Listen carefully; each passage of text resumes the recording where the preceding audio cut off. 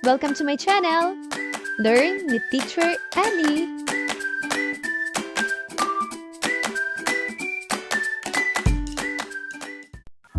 GMRC 5, Quarter 4, Aralin 1. Nilalaman, sariling pagpapahalaga sa mga ambag ng mga nangingibang bansa o overseas Filipino workers.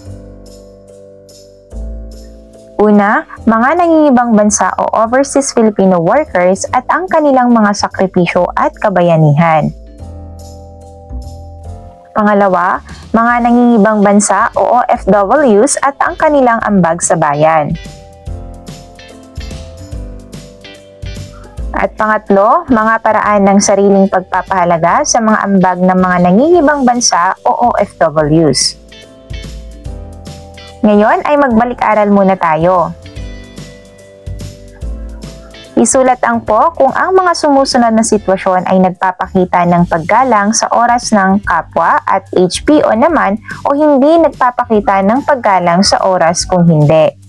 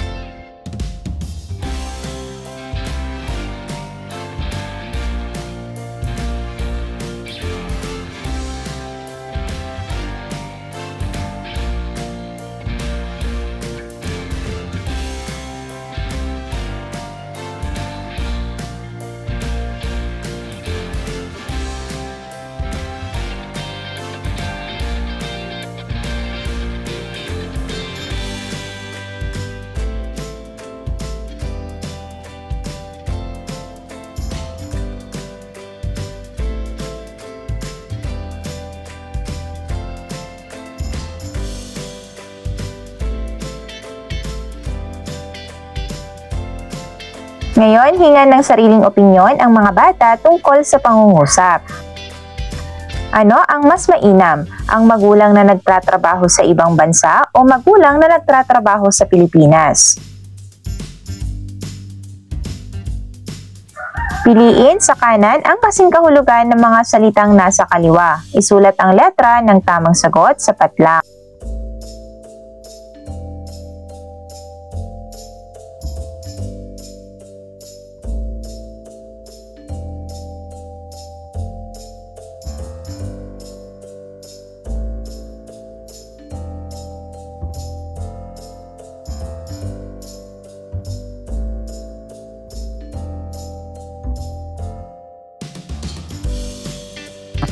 Ating talakayin ang mga nangingibang bansa o OFWs at ang kanilang mga sakripisyo at kabayanihan.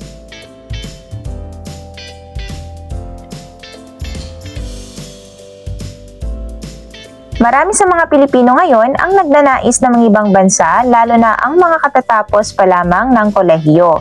Naiisip nila na mas malaki ang kanilang kikitain kung sila ay mag-a-abroad. Ang mga Pilipino na nangingibang bansa para maghanap buhay ay tinatawag noong panahon ni Presidente Ferdinand Marcos Sr. na OCW o Overseas Contract Worker. Sa panahon natin ngayon, ang tawag na sa kanila ay OFW o Overseas Filipino Worker. Sila rin ang tinatawag na bagong bayani. Sila ay mga kasambahay, guro, nurse, doktor at iba pa. Bakit nga ba sila tinatawag na bagong bayani? Marahil ay mayroon silang mga katangian na mayroon din ang ating mga kilalang bayani. Sila ay matapang na humaharap sa mga dayuhan upang maiahon sa kahirapan ang pamilya na naiwan sa Pilipinas. Bukod pa rito ay isinasakripisyo nila ang kanilang pamilya upang maghanap buhay sa ibang bansa. Kapalit ng kanilang pagtitiis at paghihirap sa ibang bansa ay hindi lamang pamilya nila ang nakikinabang kundi ang buong bansa. Ilan sa mga naisasakripisyo nila ay ang kanilang mga pamilya. Tinitiis nila na magtrabaho sa malayong lugar at isa pa ay hindi nila makikita ang kanilang pamilya sa loob ng ilang taon. Kahit may mga paraan naman upang makausap ang kanilang pamilya, may mga pagkakataon pa rin na mapuputol ang kanilang komunikasyon. Hindi nila nakikita ang mga tagumpay o masasayang pangyayari sa buhay ng kanilang mga anak. Minsan ay nasasakripisyo rin ang kanilang kurso na tinapos. May mga nakakatapos ng kolehiyo at kapag ng ibang bansa ay hindi naman nagagamit ang kanilang pinag-aralang kurso.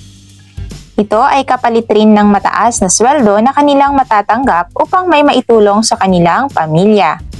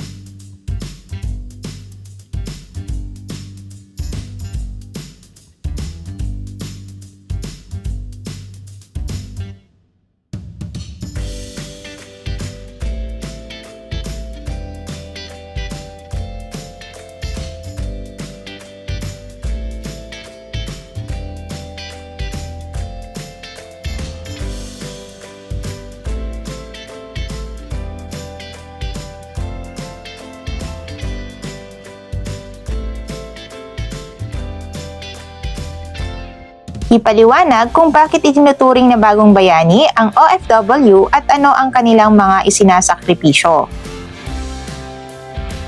Ating talakayin ang mga nangingibang bansa o OFWs at ang kanilang mga ambag sa bayan.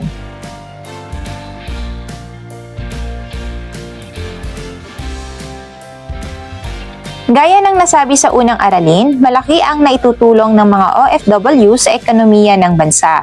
Ito ay sa pamamagitan ng mga remittances na ipinapadala nila sa kanilang pamilya.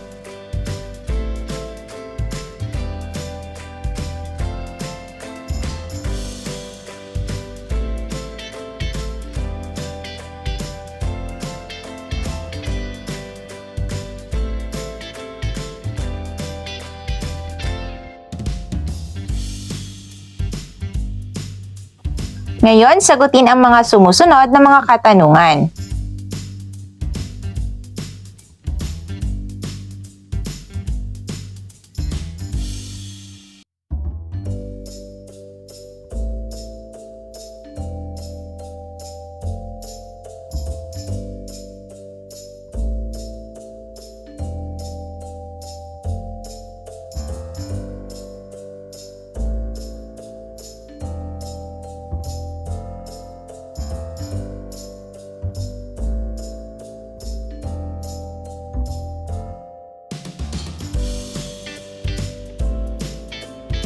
Kompletuhin ang chart. Sa mga kahon na nasa ilalim ng Overseas Filipino Workers, magbigay ng mga OFW.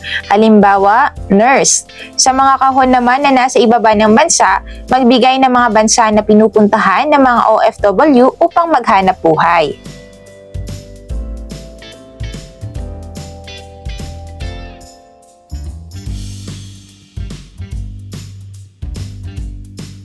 Mga bata, ano ang ambag na ibinibigay ng mga OFW sa ekonomiya ng bansa? Mga paraan ng sariling pagpapahalaga sa mga ambag ng mga nangingibang bansa o overseas Filipino workers. Bilang pagpapahalaga sa mga ambag ng OFW sa ating ekonomiya, ang ating gobyerno ay may iba't ibang proyekto na ginagawa upang suklian ang kanilang naitutulong sa atin. Maaaring gamitin ng gobyerno ang nakukuha sa remittances para sa edukasyon, medical sa pamilya at infrastruktura ng bansa.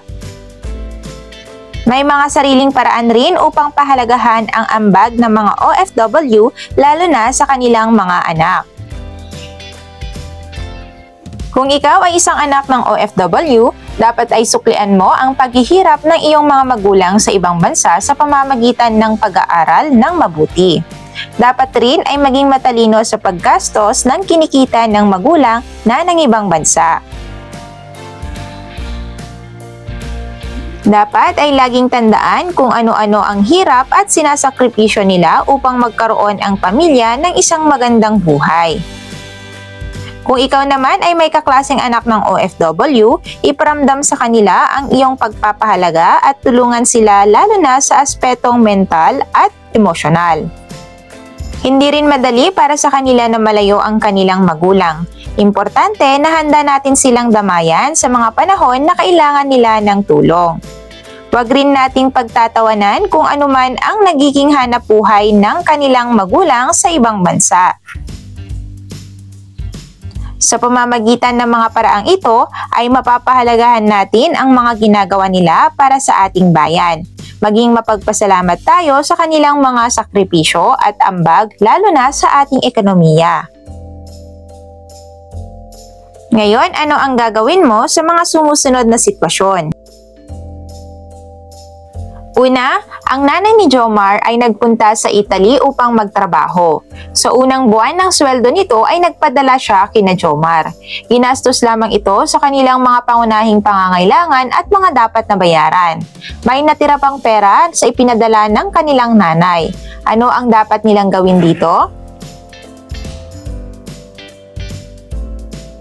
Pangalawa, nalaman ni Glendale na ang nanay pala ni Eugene ay isang kasambahay sa ibang bansa. Ano ang dapat gawin ni Glendale? Pangatlo, padalas umiyak sa klase si Bea lalo na't kung ang tinatalakay ay may kinalaman sa ina ng tahanan.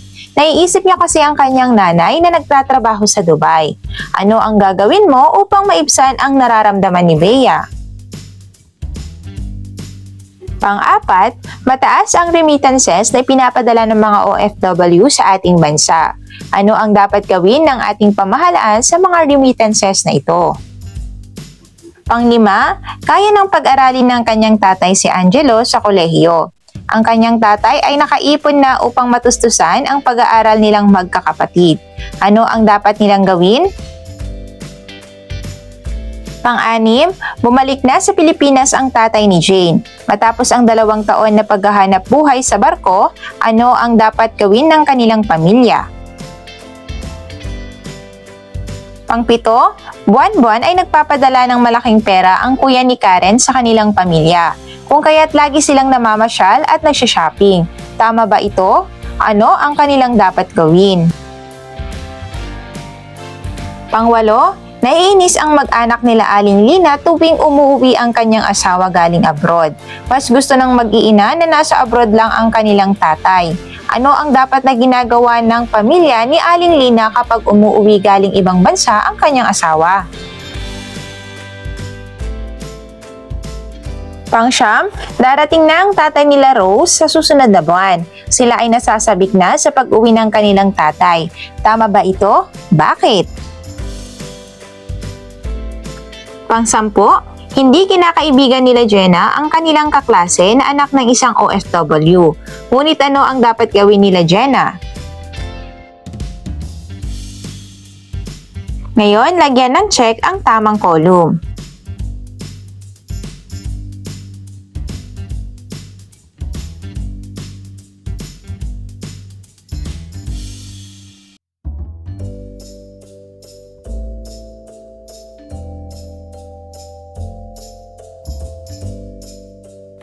Sagutin ang mga sumusunod na tanong. Una, naniniwala ka ba na ang mga OFW ay mga bagong bayani? Bakit? Pangalawa, ano ang ambag nila sa ating bansa? Pangatlo, dapat ba nating bigyang halaga ang mga OFW? Bakit? Pang-apat, magbigay ng 3 paraan kung paano mo pahahalagahan ang ambag ng mga OFW sa ating bansa.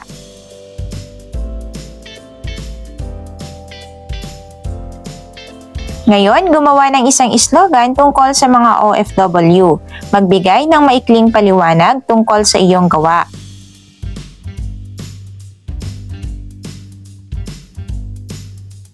Isulat ang tamang sagot, sapat lang. 1. Ano ang ibig sabihin ng acronym na OFW? Number 2. Noong panahon ni Presidente Ferdinand Marcos Sr., ang mga OFW ay kilala sa tawag na? Pangatlo, ano ang ibig sabihin ng acronym na iyong sagot? Pang-apat, ano ang tawag sa salaping ipinapadala ng OFW? Pang-lima, dapat tayong blank sa ginagawa o ambag ng mga OFW para sa ating bansa. Isulat ang OFW kung tama ang isinasaad ng pangungusap at X naman kung hindi.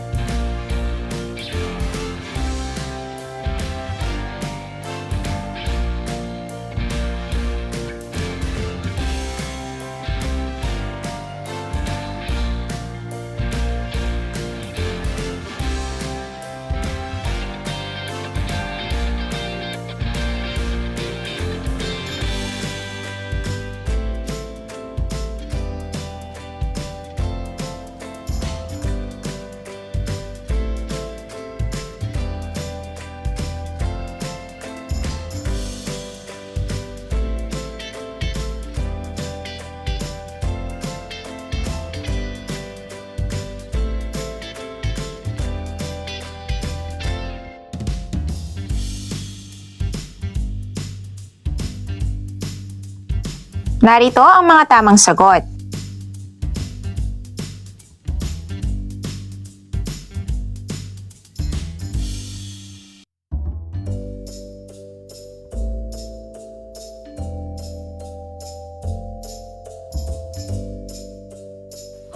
Para naman sa inyong takdang aralin, gumawa ng isang liham pasasalamat sa ating mga OFW. Papirmahan ito sa iyong guro at mga magulang.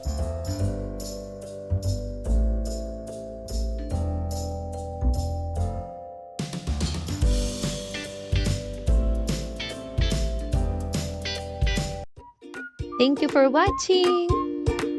Also, don't forget to like, share, subscribe, and click the notification bell for you to be updated on our latest videos.